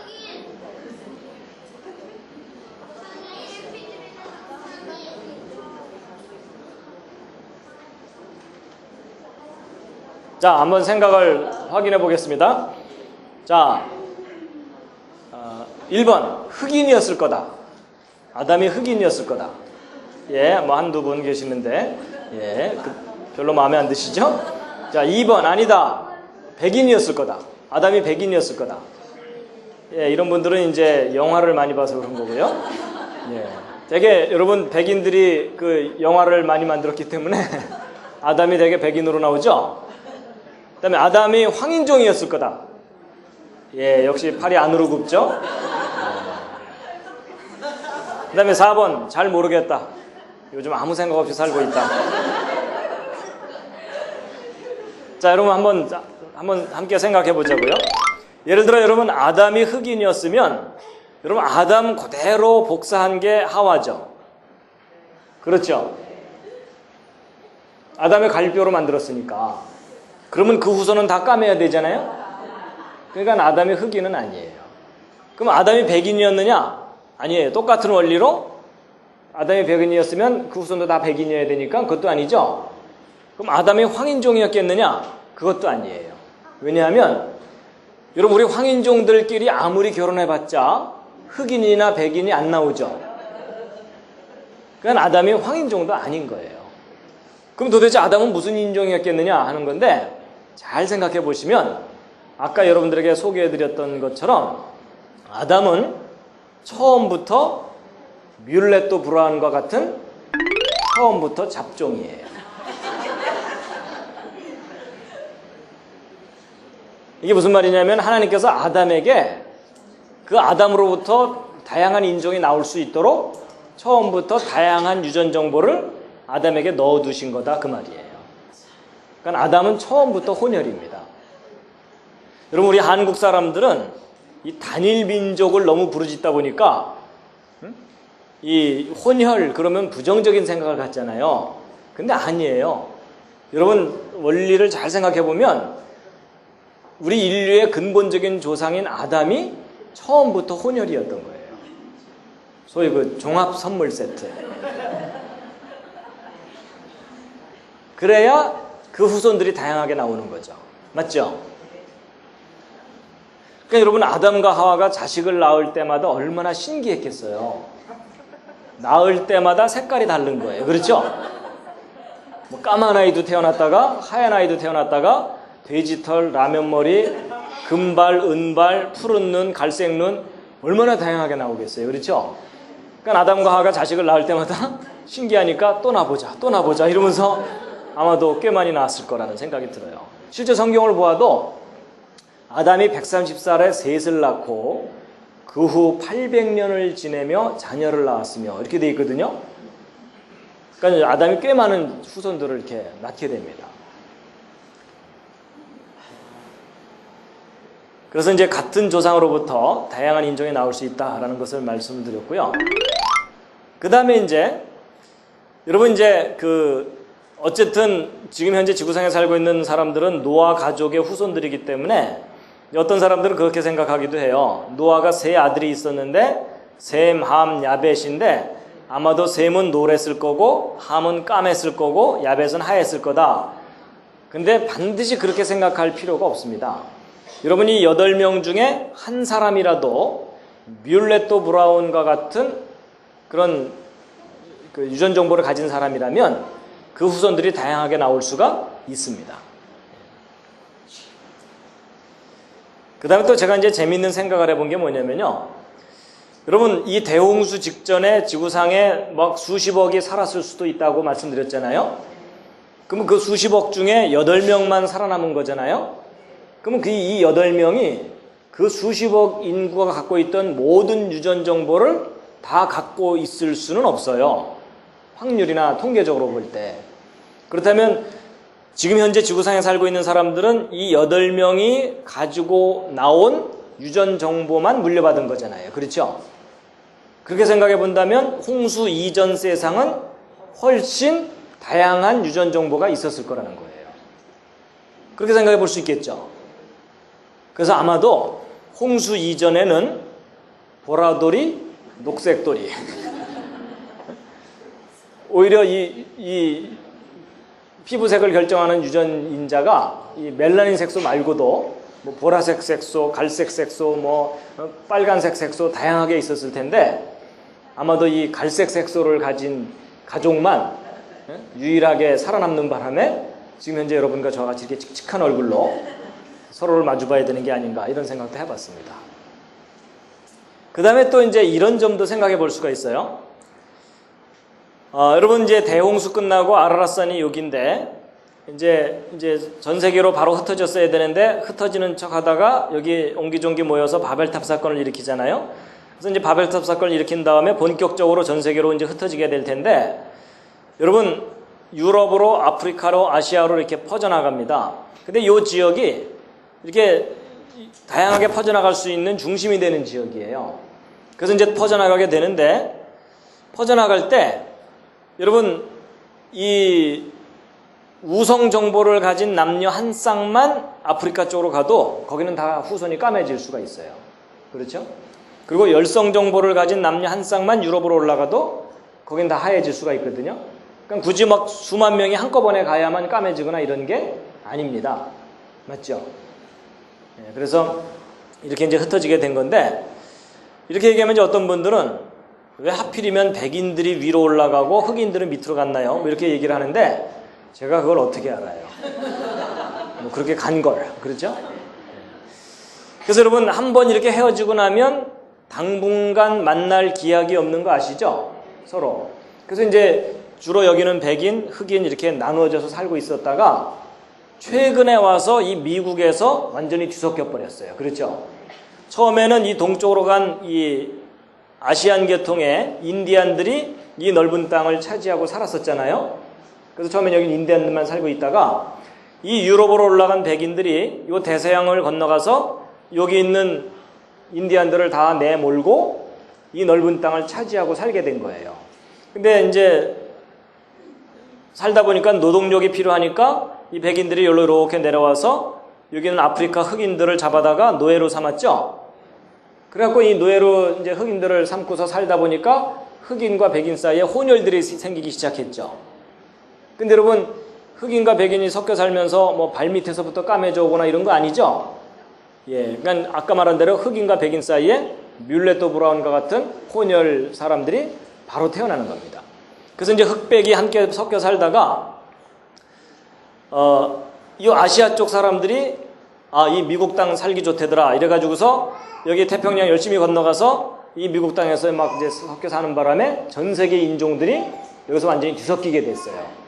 그래서 아마도 이제 이 미국 땅에는 흑인, 백인, 황인종이 막 함께 막 섞이다 보면 아담과 같은 종합 선물 세트가 다시 생겨날 수가 있어요. 맞죠? 바로 이제 그런 원리입니다. 그래서 결국 인종 문제는 유전의 법칙과 그 다음에 지리적인 격리, 지리적으로 서로 이제 떨어지게 되는 것, 그런 것들을 종합적으로 생각하면 충분히 이해될 수 있는 문제다라는 겁니다. 그리고 이제 여러분, 여기 나와 있는 이 표 중에는 황인종이 있을까요, 없을까요? 여러분, 여기에는 황인종이 없습니다. 여러분, 제가 그 흑인과 백인이 어떻게 같은 조상에서 나올 수 있느냐를 설명드리기 위해서 아주 간단한 모델로 설명드린 거고요. 여러분, 사람의 피부색을 결정하는 것에서는 여러 가지 요인들이 있어요. 뭐 피부색의 두께, 혈관의 분포, 뭐 이런 다양한 것들이 복합적으로 작용해서 인종을 나누기 때문에 여러분, 여기도요, 서로 한번 쭉 돌아보시면은요, 같은 황인종이지만 피부색이 조금씩 서로 다른 거 아시죠? 어떤 사람은 붉은색이 좀 더 돌고, 어떤 사람은 노란색이 좀 더 돌고, 어떤 사람은 비교적 하얗고 다양합니다. 그래서 여러분, 우리도 지금 같은 민족이라고 우기긴 하지만 이 안에도 상당히 피가 많이 섞였어요. 맞죠? 예. 그래가지고 이제 이거는 흑과 백만을 얘기했기 때문에 이런 거고, 만약에 또 다른 요소가 하나가 더 추가가 되면 축이 하나 더 생기면서 3차원이 됩니다. 또 다른 요소가 들어가면 4차원이 되고, 그러니까 이 황인종은 요 앞에 있는 요 부분에 있는 게 아니고 저 뒤쪽 어딘가의 영역 속에 황인종이 있는 겁니다. 그러니까 황인종들끼리 아무리 결혼해도 흑인과 백인이 안 나오는 이유가 이제 바로 그런 겁니다. 그래서 이제 인종 문제에 대해서 쭉 설명을 드렸는데, 결국 인종이 다양하게 나눈 것은 무엇으로 이해할 수가 있다? 유전의 법칙으로 충분히 이해할 수 있다라는 겁니다. 자, 인종이 어떻게 같은 조상에서 다양하게 나누어질 수가 있는지를 이제 기본적인 원리를 이제 말씀을 드렸고요. 그 다음에 이제 한 가지 생각해 볼 만한 주제가 뭐냐면 석기 시대라는 겁니다. 여러분, 창세기 4장 22절 함께 한번 읽으시겠습니다. 시작. 신라는 두발가인을 낳았으니 그는 동철로 각양 날카로운 기계를 만드는 자요 두발가인의 누이는 나아마이었더라. 여러분, 창세기 4장을 읽어보면 이 동과 철을 사용한 것이 언제부터인지를 알 수가 있는데, 두발가인이 동과 철로 기계를 만들었다고 되어 있거든요. 그러니까 소위 그 청동과 철을 언제부터 사용했는지 성경에 나오는데, 창세기면은 인류가 시작될 때쯤부터 곧바로 사용했다는 얘기입니다. 여러분, 우리가 보통 학교에서 세계사를 배우건 국사를 배우건 제일 앞부분에 나오는 이야기가 구석기, 신석기, 청동기, 철기예요. 예전에 시험 볼 때 그 기억나시죠? 그래서 우리는 이 진화론적인 그런 역사를 배우게 되는데, 여러분 보통 이제 구석기 유적을 발굴했다, 신석기 유적지를 발굴했다 이러면서 뭐 몇천 년에서 몇만 년 전 아주 원시적인 삶을 살던 사람들의 그 흔적이 발견됐다라는 것을 가끔 이제 듣게 됩니다. 그래서 우리는 구석기, 신석기, 청동기, 철기로 인류가 시간에 따라서 저렇게 발전되어 온 것처럼 그렇게 이제 교육을 받았어요. 근데 여러분 성경을 보면 거의 창조되었을 때부터 동과 철을 사용했다고 되어 있거든요. 근데 두발가인이라는 사람이 이제 그것을 만들었다고 되는데, 여러분이 두발가인이 아담 시대 사람입니다. 그래가지고 여러분 창세기 족보를 정리를 해보면 아담과 하와가 처음에 가인과 아벨을 낳았고 가인이 아벨을 죽이죠. 그러고 나서 이제 가인은 쫓겨납니다. 쫓겨나고 아담과 하와가 다시 낳은 아들 이름이 셋입니다. 그래서 여러분 그 셋의 후손 중에 노아가 있고 아브라함이 있는 겁니다. 그럼 이제 쫓겨난 가인은 가인 나름대로 또 후손들을 쭉 퍼뜨리게 되거든요. 그랬을 때 여러분 이 가인은 이 아담과 셋 중간에서 태어났기 때문에 이제 쭉 살게 되는데, 가인은 그때 당시에 평균 수명을 보장받은 사람입니다. 왜냐하면 하나님께서 가인을 못 죽이도록 그 이마에 특별히 표를 주셨다고 되어 있죠. 그럼 이제 가인이 쫓겨나서도 이제 후손들을 퍼뜨리면서 살게 되는데, 여러분 아담으로부터 따져보면은 이 두발가인은 7번째 후손이거든요. 그러면 셋의 후손 중에는 누구에 해당되냐면 이 무두셀라 정도에 해당됩니다. 그렇죠? 하나, 둘, 셋, 넷, 다섯, 여섯, 일곱이니까. 근데 여러분 보세요. 아담이 930년을 살았는데 몇 대 후손을 보고 죽었냐면 1대, 2대, 3대, 4대, 5대, 6대, 7대, 8대 후손 라멕 태어난 다음에 죽었어요. 그러니까 아담은 애들 지나갈 때마다 얘 너 몇 대 후손이냐 뭐 이래야 되는 거예요. 그래서 꽤 아담이 많은 후손들을 보게 되거든요. 그러니까 여러분 이 두발가인이 무드셀라하고 동시대 인물이라면 아담하고 동시대 인물인 거예요. 그렇죠? 그러니까 아담 시대 때에 두발가인이 동과 철을 만들어서 사용했다는 겁니다. 그럼 성경 기록에 의하면 동과 철은 창조 직후부터 사용했다고 보면 되잖아요. 그러니까 여러분 이 성경에 의하면 청동기와 철기는 창조 직후부터 있었다고 보면 된다는 거예요. 그러니까 여러분 학교에서 가르치는 것하고 성경에서 가르치는 내용이 달라요. 그래서 이제 학교에서 가르치는 것은 이제 진화론을 가르치기 때문에 인류의 조상이 처음에는 지혜롭지 않았고 아주 원시적이었다고 가르치거든요. 근데 성경에서는 인류의 조상이 처음부터 지혜로웠다고 가르칩니다. 여러분 아담이 얼마나 이 지혜로운 사람이었는지 짐작을 하십니까? 성경을 보면 그거 이해할 수 있는 구절이 나와요. 하나님께서 아담을 만드신 다음에 아담에게 곧바로 하와를 만들어주지 않으시고 동물들 이름을 짓게 하시거든요. 근데 여러분 동물들 이름 짓는 일이 쉬울까요? 어려울까요? 여러분 어렵습니다. 여러분 그 동물의 특징을 정확하게 파악해서 그 뉘앙스까지 표현해 줘야 되거든요. 예를 들어 사자 앞에 앉혀놓고 귀염둥이 뭐 이럴 수는 없잖아요. 그 동물의 특징을 언어로 표현을 해줘야 되기 때문에 동물들 이름을 지으려면 뛰어난 직관과 분석 능력 그리고 완벽한 언어 구사 능력이 있어야만 이름을 지을 수가 있어요. 근데 아담이 그 동물들 이름을 다 지어줬다는 얘기잖아요. 정말 뛰어난 존재입니다. 그리고 그 동물들을 이름 지어주는 것도 문제지만 그 이름을 다 기억해야 되는 거 아시죠? 여러분 아담이 동물들 이름을 짓는다고 원숭이, 닭, 말, 양, 개, 돼지 이러다가 야 너 아까 이름이 뭐였지? 이러면은 그날내로 이름 못 짓는 거 아시죠? 그렇죠? 여러분 아담이 만약에 그렇게 헷갈렸다면 동물들도 막 혼동이 됐을 거예요. 사자가 며칠 후에 와갖고 아담이 그저께는 나보고 개라 그러더니 어제는 당나귀래. 그럼 내 이름이 뭐야? 이러면서 얼마나 헷갈리겠어요. 근데 여러분, 아담이 그 동물들 이름을 다 지어주고 나서 그 이름을 다 어떻게 했다는 거겠어요?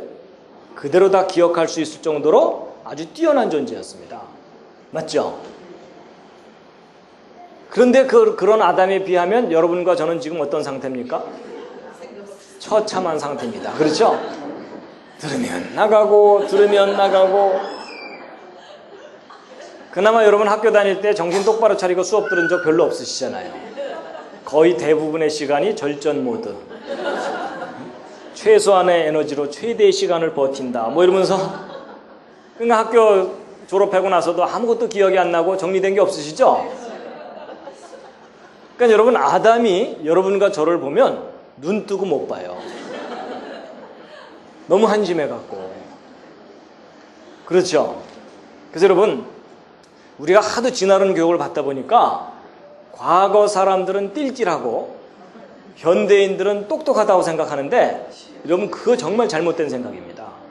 오히려 성경을 읽어보면 우리 인류의 조상인 아담이 너무나 뛰어난 존재였습니다.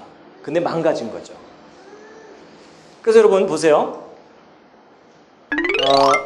여러분, 구석기, 신석기, 청동기, 철기 이런 식으로 시간에 따라서 진화되어 온 것이다 라는 개념이 잘못됐다는 것을 알려주는 단서를 하나 보여드릴게요.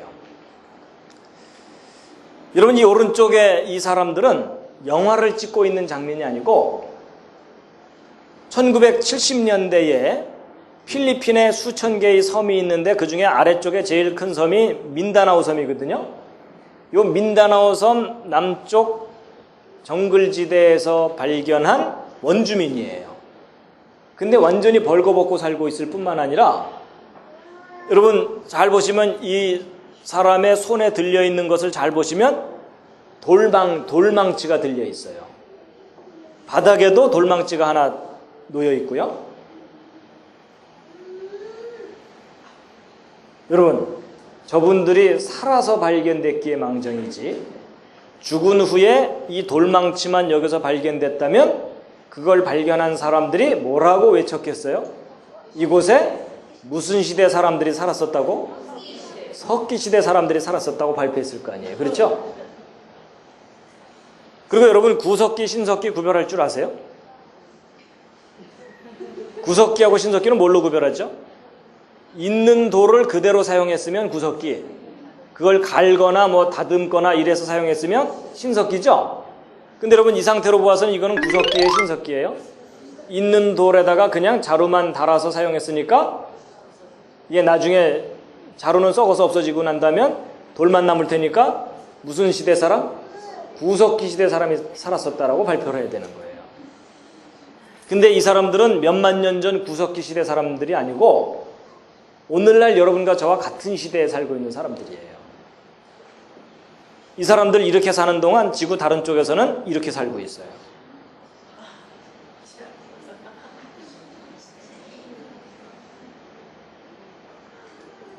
그럼 여러분, 이거 우리가 좀 생각해 봐야 될 게 뭐냐면 오늘날 이렇게 발달된 시대에도 지구 한쪽에는 이렇게 돌멩이를 들고 사는 사람들이 있다면 과거 문명 주변에도 이런 원시적인 삶을 사는 사람들이 얼마든지 있었겠죠. 오히려 지금보다 훨씬 더 많이 주변에 살고 있었겠죠. 그럼 결국 석기와 문명은 역사 속에서 늘 공존해 왔던 거죠. 맞죠? 근데 여러분, 그런 식으로 생각해 본 적 거의 없으시죠? 왜냐하면 학교에서 그런 식으로 가르치질 않기 때문에. 여러분, 지금도 이렇게 있다면 과거에는 더 많았을 거고, 그럼 역사 속에 계속 이런 석기를 쓰는 사람들은 문명 주변에 항상 존재했을 거 아니에요. 그렇죠? 근데 놀랍게도 오늘날 우리가 이런 석기 유물들을 발견하면 다 어떻게 해요? 역사시대 이전으로 던져버리는 거예요. 여러분, 그게 아주 큰 실수를 하는 겁니다.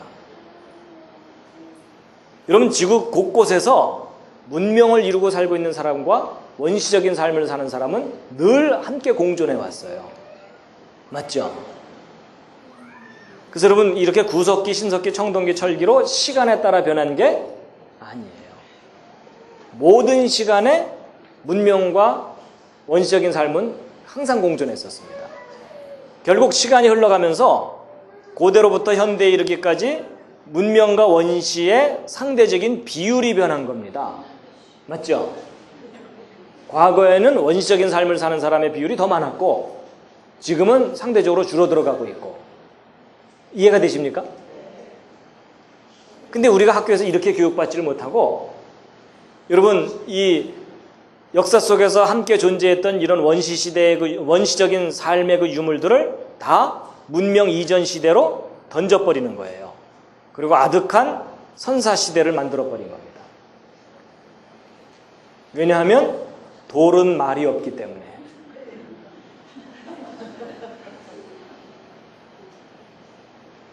그래서 여러분 우리가 구석기, 신석기, 청동기, 철기 이렇게 역사를 배우는 건 진화론적인 역사관입니다. 성경은 오히려 거꾸로 얘기해주고 있어요. 맨 처음 인류의 조상이 우리보다 훨씬 지혜로웠다는 것을 성경이 우리에게 가르쳐주고 있습니다. 여러분 지금도 보세요. 지금도 문명 다른 쪽에서는, 아프리카 쪽에서는 초보적인 삶의 형태를 그대로 유지하고 있고, 가까운 중국만 하더라도 상해는 이렇게 번쩍번쩍한데 산간 벽지에는 아주 기본적인 삶을 살고 있어요. 여러분들도요, 장담할 게 아닙니다. 여러분들도 지금 인천이라는 이 도시에서 살고 있으니까 다들 나름대로 우아하게 지금 옷도 입고 살고 있겠죠?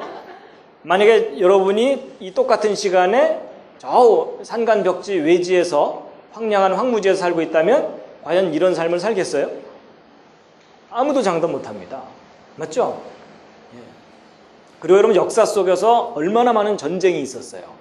그럼 전쟁에서 패하게 되면 그냥 목숨이라도 부지하기 위해서 막 산으로 들로 바닷가로 쫓겨나서 살잖아요.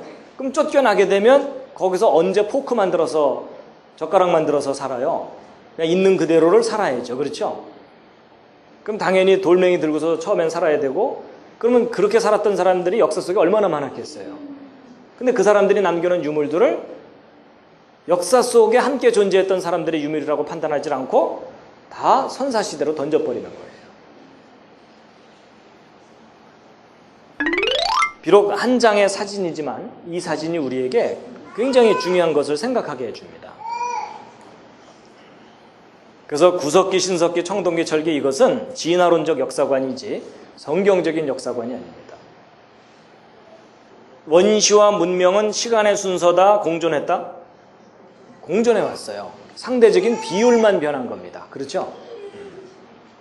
이제 뭘 좀 말씀드리려고 하냐면, 여러분 이게 세계 지도인데 지금 이 빨간색으로 표시된 게 무엇을 나타내는 걸까요? 이게 뭐냐면 인구 밀도입니다. 인구 밀도. 여러분 지금 여기가 제일 바글바글합니다. 그렇죠? 여러분 인구 증가 속도를 가지고 도대체 인류가 언제부터 시작됐는지를 추정해 보려고 하거든요. 여러분 인구가 이렇게 늘어나고 있다면 그걸 거꾸로 가면은 언제부터 시작했는지를 대충 알 수 있겠죠? 이제 그걸 한번 알아보려는 겁니다. 여러분 지금 현재 세계 인구는 65억을 넘어섰다고 하고요. 그리고 인구가 증가하는 속도는 40년도 안 돼서 2배로 늘어납니다. 그러니까 지금 현재 65억이기 때문에 지금부터 한 30년만 지나면 세계 인구가 100억이 됩니다. 그리고 또 한 30년쯤 지나면요 200억 정도의 인구가 됩니다. 그러니까 앞으로 60년 이내에 200억 인구가 될 겁니다. 생각해 보세요. 여러분 가는 곳마다 여러분 옆에 3사람씩 더 있다고 생각해 보세요. 끔찍하죠? 이제 그런 시대가 이제 오게 되거든요. 자, 그런데 여러분 전 세계적으로 볼 때 인구가 증가하는 속도는 이 개발이 덜 된 국가들이 훨씬 빨라요. 여러분 유럽에 있는 이런 국가들은 인구가 점점 감소하기 때문에 걱정을 하고 있지만 세계 전체로 볼 때는 전 세계적으로는 인구가 증가하고 있어요. 그래서 여러분 유럽 쪽에서 아무리 적게 나봤자 소용없는 거가 아프리카 쪽에서 바글바글 나와서 이민을 오거든요.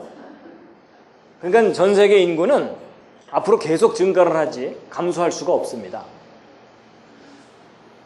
자, 그런데 이제 뭘 좀 우리가 확인해 볼 거냐면, 여러분 현재 지금 65억의 인구가 살고 있는데 진화론에서는 무엇을 주장하냐면 지금 현재 지구상에 살고 있는 사람들의 직접적인 조상이 50만 년 전쯤 직립원인이었다라고 주장합니다. 그럼 50만 년 전에 2명 이상의 조상이 50만 년 지나는 동안 65억으로 불어났다라고 설명을 하면 된다는 거예요. 그렇죠? 근데 성경에 의하면 지금 지구상에 살고 있는 65억의 인구는 누구의 후손이냐면 아담의 후손이기도 하지만 좀 더 직접적으로는 지금부터 4,500년 전에 있었던 노아 홍수 때 살아남은 노아의 가족 8명의 후손이거든요. 그럼 여러분 성경에 의하면 4,500년 만에 8명이 65억 됐다는 거예요. 그렇죠? 학교에서 가르치는 진화론에서는 50만 년 만에 65억 됐다는 거고, 그러면 이 두 주장 중에 어느 쪽이 믿을 만한 주장인지 이제 확인해 보자는 겁니다. 자, 여러분 일단 여러분의 신앙심을 좀 내려놓으시고 여러분의 상식으로 언뜻 생각했을 때 50만 년 걸려야 65억이 될 것 같습니까? 4,500년 만에 65억이 될 수 있을 것 같습니까? 옆에 있는 분과 한번 상의해 보세요. 신앙심은 좀 내려놓으시고 언뜻 생각하기에 어느 쪽이 더 가능성이 있는 것 같아요? 자, 4,500년 만에 8명이 65억 될 수 있을 것 같다라고 생각하시는 분. 느낌상 내려주시고요. 아니다, 한 50만 년은 돼야 될 것 같다. 그런 분도 계시죠? 손 안 드신 분들은 지금 혼수 상태다.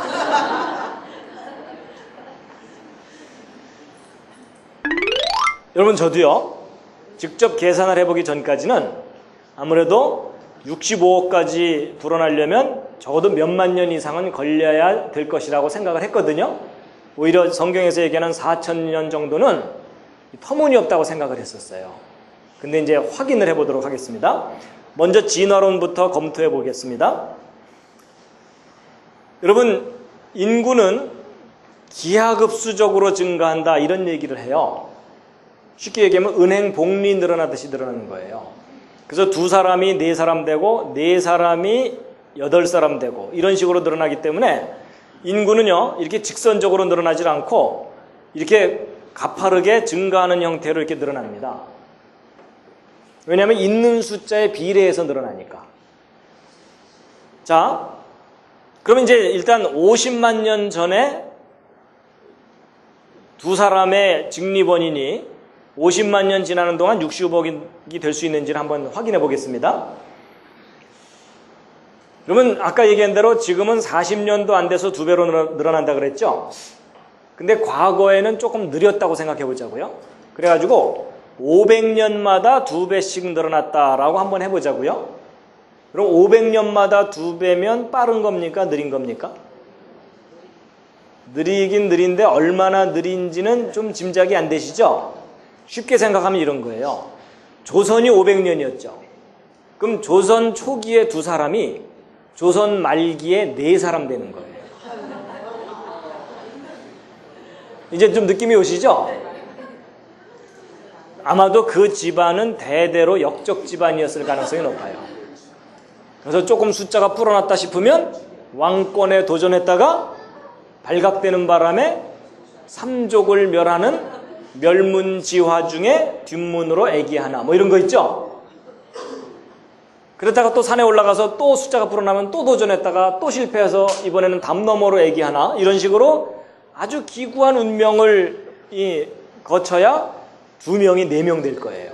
하여튼 그렇게 느리게 늘어난다고 생각해 보자고요. 여러분 처음에 2사람이 500년 후에 4사람 1000년 후에 8사람 이런 식으로 늘어나는 거니까 결국 2의 1승, 2의 2승, 2의 3승 이렇게 늘어나는 거잖아요. 그렇죠? 그래가지고서 5000년 후에는 1000배 정도 늘어나고요. 50만 년이 지났을 때는 2의 n승이 되겠죠? 그렇죠? 2의 1승, 2의 2승 이렇게 가니까. 근데 우리는 이진법에 약하니까 이걸 10진법으로 바꿔줘야 돼요. 10의 K승명으로. 그래갖고 이 K 값을 구하면 되는 겁니다. 그럼 이제 2의 n승은 10의 K승. 요걸 이제 풀면 됩니다. 어떻게 풀면 될까요? 잘 풀어야 됩니다. 그렇죠? 그럼 이제 이걸 어떻게 풀면 되냐면 제가 다음 말을 하는 순간 여러분 머리에서 쥐가 날 겁니다. 양변 로그를 취하면. 끔찍해지죠? 여러분 양변 앞에다가 로그를 붙이면 이 지수가 앞으로 튀어나옵니다. 이제 이러면 이제 어떤 분들은 야, 내가 수학 모른다고 지금 트릭을 쓰는 거 아니냐 이러시는데 그게 아니고요. 여러분 이제 지수가 튀어나오면 n 로그 2는 k 로그 10이 되거든요. 근데 이 로그 10은 그냥 1이니까 뭐 있으나 마나 한 겁니다. 그럼 우리가 드디어 k 값을 구할 수가 있어요. n 값을 알고 로그 2 값을 알면 되거든요. 자, 그럼 이제 n 값부터 먼저 구해보면 여러분 이게 500년 될 때마다 요 1씩 늘어나죠. 그러니까 결국 50만 년이 500년의 몇 배인지만 알면 돼요. 그럼 50만 년은 500년의 몇 배냐면 1000배거든요. 그럼 드디어 n 값은 1000이 되는 거예요. 1000. 자, 그 다음에 로그 2 값을 알면 되는데 로그 2는 얼마죠? 알 리가 없죠. 그렇죠? 이 로그 2가 얼마냐면 0.30 너덜너덜 이렇게 됩니다. 그럼 대략 0.3이라고 보면 1000에다가 0.3을 곱하면 300이 되는 거죠. 드디어 우리가 고대하던 k 값을 구한 겁니다. 그러면 k 값이 얼마예요? 300이라는 얘기는 10의 몇 승? 10의 300승명이에요. 여러분 10의 300승명이 무슨 숫자냐면 일자 하나 쳐놓고 동그라미를 300개 친 숫자예요. 여러분 그렇게 돈이 많으면 좋겠죠? 근데 여러분 10의 300승명이 이게 느낌이 안 오실 텐데 여러분 지금 현재 지구상의 인구가 65억인데 좀 넉넉하게 100억이라고 본다면 100억이 10의 10승이에요. 일자 하나 쳐놓고 동그라미 10개 친 거. 근데 그것에 비하면 10의 300승은 10의 10승의 몇 배? 그때 어떤 분이 290배요 이러는데 그게 아니고 10의 290승배입니다. 10의 30승배도 아니고 10의 290승배. 자, 여러분 이게 무슨 말이냐면 여러분 500년마다 2배씩 늘어났을 때 처음 두 사람이 500년마다 2배씩 늘어나도 50만 년 지난 지금 현재 지구상에 몇 명이 살고 있어야 된다는 얘기예요. 10의 300승명이 지금 현재 지구상에 살고 있어야 된다는 얘기예요. 여러분 이게 얼마나 황당한 이야기인지 이제 느낌이 좀 오시죠? 근데 저도 이제 이 10의 300승이라는 숫자가 얼마나 큰 숫자인지 저도 좀 느낌이 안 오더라고요. 그래서 이제 저게 어떤 숫자인지 좀 알아보기 위해서 어느 날 심심한 날 계산을 해봤어요. 무슨 계산을 해봤냐면 바로 이런 계산인데 이게 어떤 계산이냐면 여러분 예를 들어 사람을 모아서 지구만한 덩어리를 만들려면 몇 사람이 필요한가 이런 계산이에요.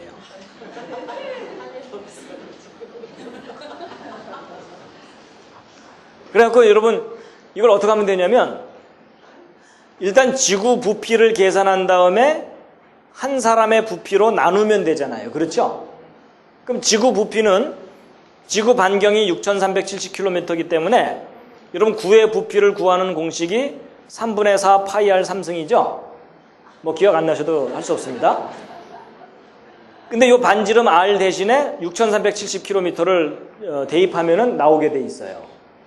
그래가지고 이제 지구 반경하니까 부피를 계산할 수가 있습니다. 이게 지구의 부피예요.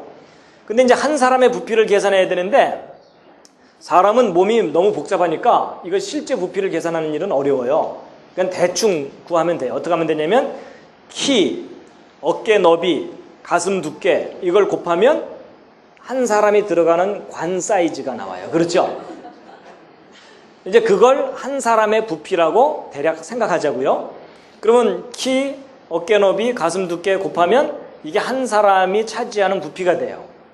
그럼 이 지구의 부피를 한 사람의 부피로 나누기만 하면 되죠. 그랬더니 몇 명이 필요하냐면 10의 21승명이 필요해요. 이게 무슨 말이냐면 사람을 10의 21승명 모으면 지구만한 덩어리가 된다 그 말이에요. 근데 여러분 10에 21승이라고 해봤자 10에 300승 되려면 멀었죠? 그래서 이게 지구 갖고는 해결이 안 되는 숫자구나 라는 걸 깨닫고 제가 뭘 해봤냐면 이번에는 태양을 갖고 해봤어요. 여러분 태양은 지구보다도 반지름이 100배나 크거든요. 그럼 부피는 100만 배가 커요. 그래갖고 태양의 부피를 한 사람의 부피로 나눴더니 10의 28승명이 필요한 거예요. 이게 무슨 얘기냐면 사람 10의 28승명을 모으면 태양만한 덩어리가 된다 그 뜻이에요. 그래봤자 역시 10에 300승 되려면 멀었죠. 그래서 이번엔 이 태양 갖고도 안 되는구나. 그래서 이번엔 뭘 해봤냐면 태양계.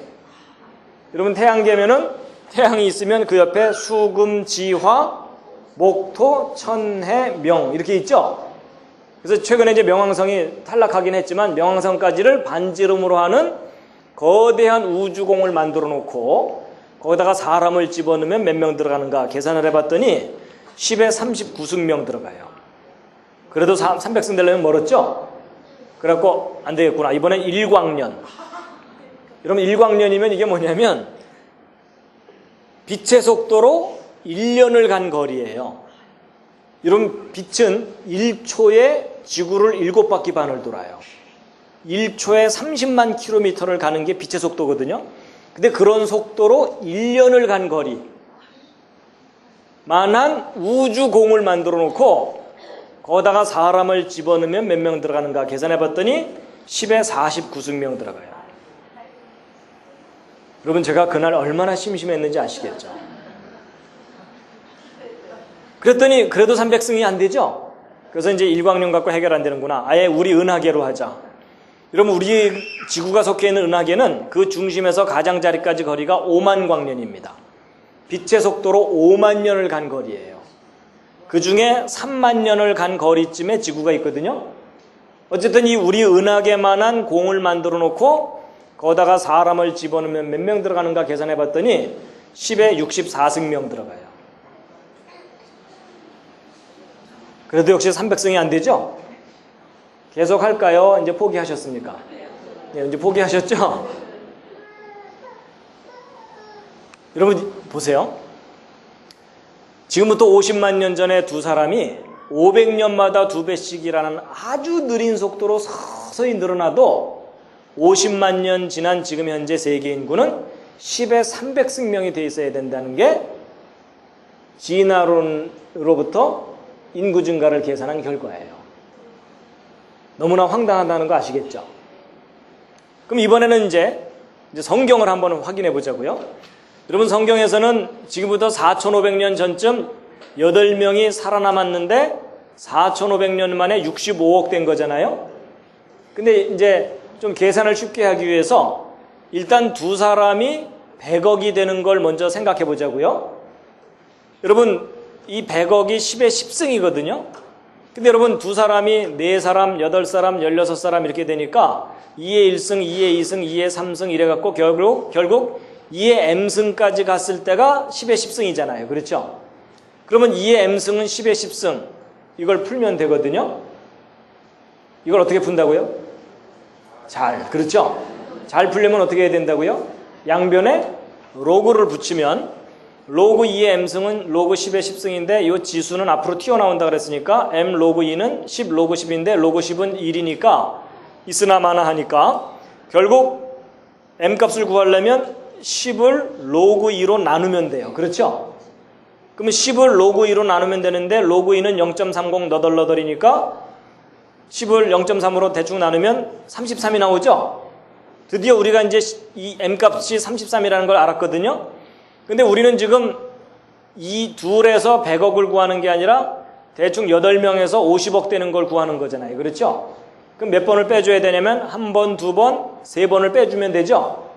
그럼 여러분 8명에서 50억이 되려면 몇 번 깡총깡총 뛰면 되냐면 30번이에요. 그렇죠? 자, 여기까지 잘 따라오셨습니까?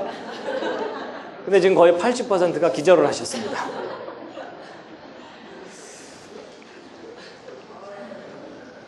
그럼 여러분 이 30번을 몇 년 동안 해야 된다는 거예요? 4,500년 동안 30번을 뛰면 된다는 얘기니까 한 번 뛰는데 몇 년 걸리겠어요? 한 번 뛰는 데는 150년 걸린다는 얘기예요. 자, 이게 무슨 말이냐면, 자, 이제 앞에 복잡한 얘기 다 잊어버리셔도 괜찮습니다. 좌절하지 마시고 이제 결론을 얘기하겠습니다. 여러분, 대홍수 때 8명 살아남았죠. 그 8명이 평균 150년마다 2배씩으로만 늘어나도 현재 세계 인구가 될 수 있다는 얘기예요. 근데 여러분, 150년마다 2배씩 늘어나는 거면 빠른 걸까요? 느린 걸까요? 이게 느린 거예요. 여러분 보세요. 아까 조선 500년을 얘기했는데 잘 보세요. 조선 초기에 갑돌이 갑순이 두 사람이 150년 후에 4명, 300년 후에 8명, 450년 후에 16명인데 거기서 한 50년쯤 지났으니까 조금 더 늘어나서 20명 된다고 보자고요. 여러분, 조선 초기에 두 사람 결혼했는데 조선 말기에 가족들 다 모아서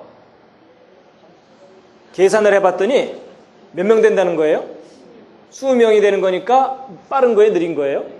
상당히 느린 거죠? 그러니까 그렇게 느리게 천천히 늘어나도 지금 현재 65억 명이 된다, 그 얘기예요.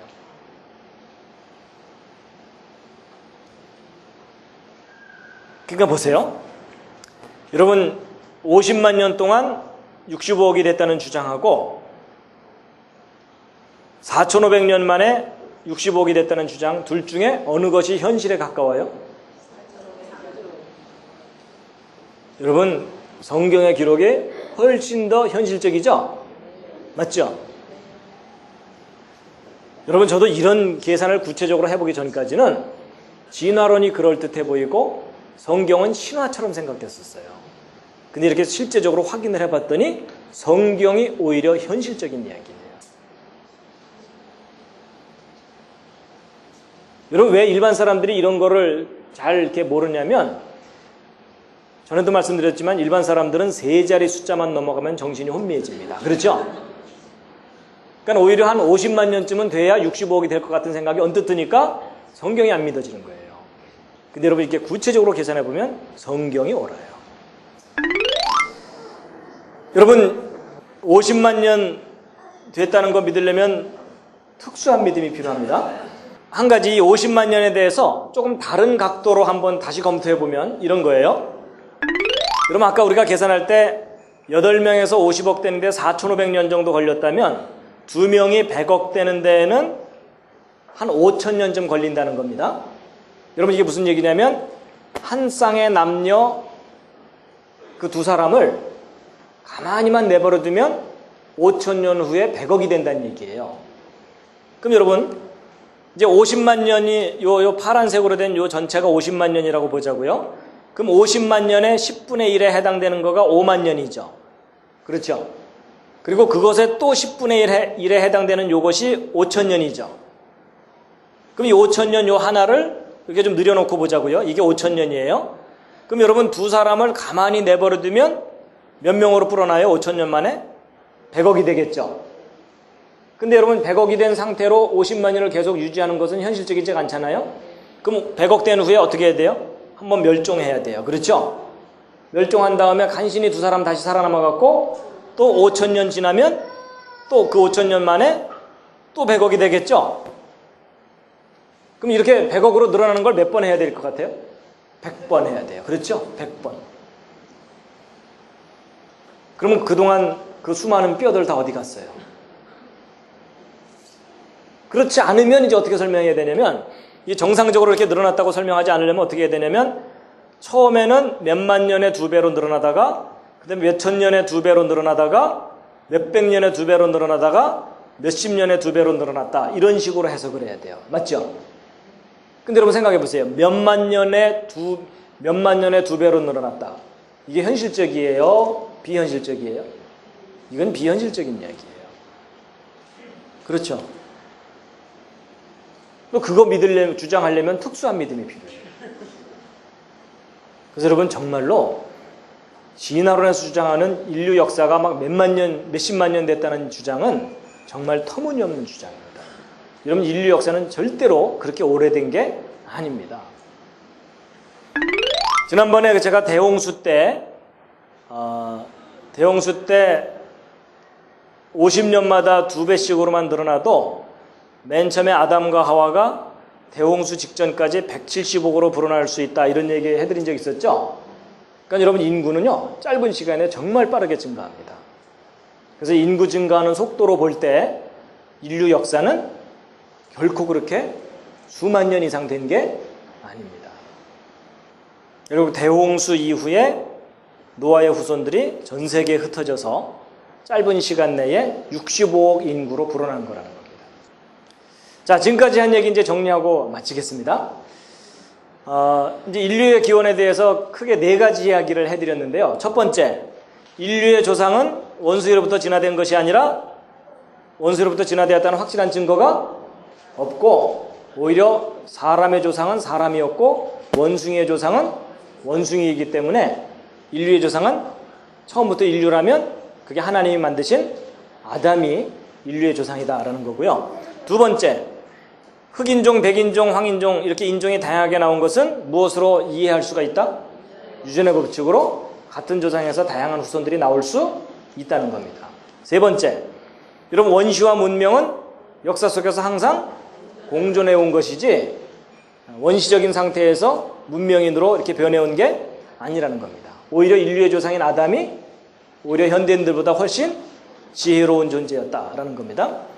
네 번째, 여러분, 인구 증가 속도로 볼 때 인류의 기원은 수십만 년이 아니라 지금부터 몇천 년 전에 대홍수 때 살아남은 그 8명이 4,500년 정도 만에 지금 현재 인구로 불어날 수 있다라는 겁니다. 여러분, 학교에서 우리 자녀들이 이런 내용을 배워야 됩니다. 근데 지금 전혀 엉뚱하게 진화론을 배우고 있기 때문에 성경이 믿어지지가 않고, 성경을 믿지 못하니까 결국 하나님을 인정할 수가 없게 되는 겁니다. 마지막 꽃다발입니다.